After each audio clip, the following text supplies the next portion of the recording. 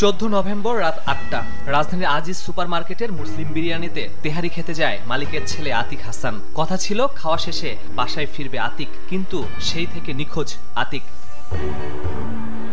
একমাত্র ছেলেকে খুঁজে না পেয়ে দিশেহারা বাবা বাবুল হোসেন পুরো এলাকা তন্ন করে ঘুরে ঘেটে দেখেছেন সিসিটিভি ফুটেজ, তারপরও খোঁজ মেলেনি আতিকের। থানা পুলিশ, গোয়েন্দা পুলিশের দ্বারে দ্বারে ঘুরে অবশেষে দ্বারস্থ হন র্যাবের, দেন লিখিত অভিযোগ। এর মাঝে ঘটনার নতুন মোড় নেয়। র্যাবের সঙ্গে যোগাযোগের আগেই 5 কোটি টাকার বিনিময়ে ছেলেকে ফিরিয়ে দেওয়ার আশ্বাস আসে বিভিন্ন ফোন থেকে। ভিন্ন ভিন্ন নম্বর থেকে চাওয়া হয় এই মুক্তিপণ। পরে সেসব জায়গার সিসিটিভি ফুটেজ সংগ্রহ করা হয়। দেখা যায় ফোন নম্বরগুলো ছিল একাধিক রিকশা চালকের। কয়েকজন রিকশা চালককে আটকের পরও খোঁজ মেলেনি আতিকের। 5 কোটি টাকা থেকে মুক্তিপণ নামে 5 লাখে। পরে মুক্তিপণের টাকা নিয়ে আসামি ধরতে ফাঁদ পাতে র্যাব। উত্তরা, পল্লবী একাধিক জায়গায় অভিযানের পর কারওয়ান বাজারে সন্ধান মেলে অপহরণকারীর। দেখা যায় অপহরণকারী নিখোঁজ আতিকের বাবারই দোকানের কর্মচারী তারেক। র্যাব বলছে তারেক দাবি করেছে দোকানে কাজের পর বাসায়ও কাজ করানো হতো তাকে। তার দাবি পর্যাপ্ত পারিশ্রমিক পেত না সে। এই ক্ষোভ ও অনেক টাকা উপার্জনের লোভে মালিকের ছেলেকে অপহরণের পরিকল্পনা করে তারেক।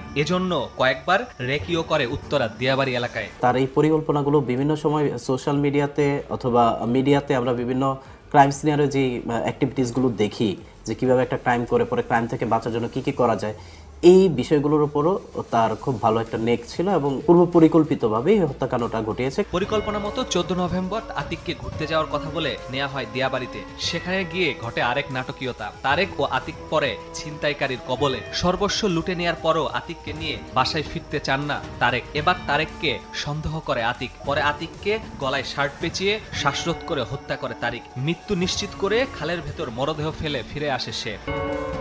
এখানেই শেষ নয়। হত্যার পর এবার নতুন নাটক শুরু করে তারেক।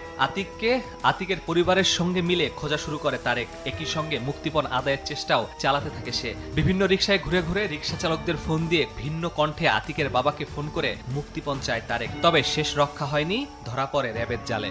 তারেক ছাড়াও 2 ছিনতাইকারীকে গ্রেফতার করে র্যাব, কিন্তু এখন পর্যন্ত হত্যার সঙ্গে ছিনতাইকারীদের সম্পৃক্ততা পাওয়া যায়নি। এদিকে তারেক একাই অপহরণ ও হত্যা করেছে বলে আদালতে জবানবন্দি দিয়েছেন।